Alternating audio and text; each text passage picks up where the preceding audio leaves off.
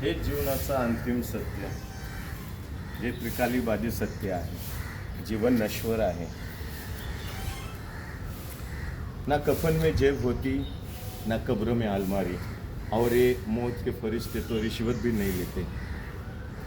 जगद्गुरु रविदास महाराज म्हणतात, जीवन ज्योति कैसे जगी कैसे होए अंत, रविदास मनुष्य न जाने ही जानत हे भगवंत.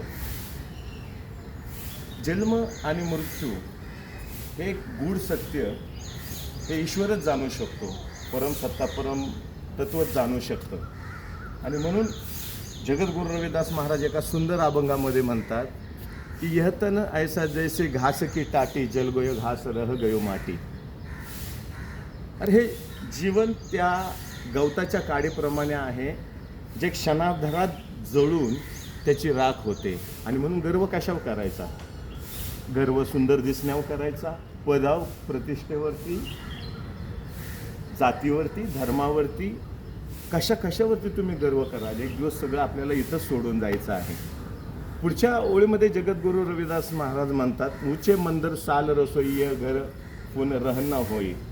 अरे ज्या सुंदर घर तू बांधलंस, जो बंगला बांधला, सुंदर स्वयंपाक घर बांधलंस, तुझा परमतत्व निघून गेल्यानंतर एक क्षणही तुला त्या घरामध्ये ठेवणार नाही.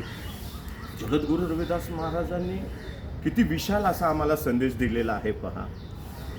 गुरु रविदास महाराज म्हणतात की बाही बंद कुटुंब सहेरा ओ बी लाग काड सवेरा. जे तुझे भाऊबंद आहेत, नातेवाईक आहेत, ते सुद्धा तुझ्या स्मशानापर्यंत येणार आहेत. त्यानंतर ते सोडून तुला परत येणार आहे. घर की नार वहत न लागी वो तो भूत भूत कर भागी. जी बायको तुझ्या शरीराला मिठ्या मारत होती, ती बायको सुद्धा हे परमतत्व निघून गेल्यानंतर ती भूत भूत करून लांब पळून जाणार आहे, जास्त वेळ तुझं प्रेत ठेवलं तर. जगद्गुरु रविदास महाराज म्हणतात, कहे रविदास सब जग लूटिया, हम तो एक राम कह छूटिया. जगद्गुरु रविदास महाराज आम्हाला हे समजायचा प्रयत्न करतात की आम्ही पंचविकारामध्ये अडकलेली माणसं आहोत. त्याच्यामुळं आमचं कर्म चांगलं होत नाही, आणि म्हणून मी सुटलो याच्यातून, या पंचविकारातून. आणि म्हणून कहे रविदास सब जग लुटिया, हम तो एक राम कह छुटिया.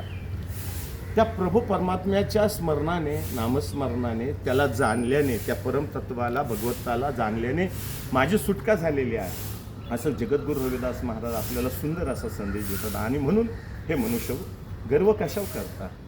गर्व कशावर करू नका. एक दिवस आपल्याला सगळ्यांना इथंच यायचं आहे. ही आपली जागा आहे, हे आपलं अंतिम सत्य आहे. आणि म्हणून सुंदर जीवन जगा, चांगलं जीवन जगा, कुणालाही जीवनामध्ये त्रास न देता आपलं सुंदर जीवन असं व्यतीत करा. कारण हा अनमोल असा जन्म आहे, तो असा वायाला घालवू नका. सर्वांना सुंदर जगू द्या, आनंदी जगू द्या, आणि तुम्ही सुद्धा या जीवनाचा आनंद घ्या. हे जगद्गुरु रविदास महाराजाला आम्हाला सांगत आहे.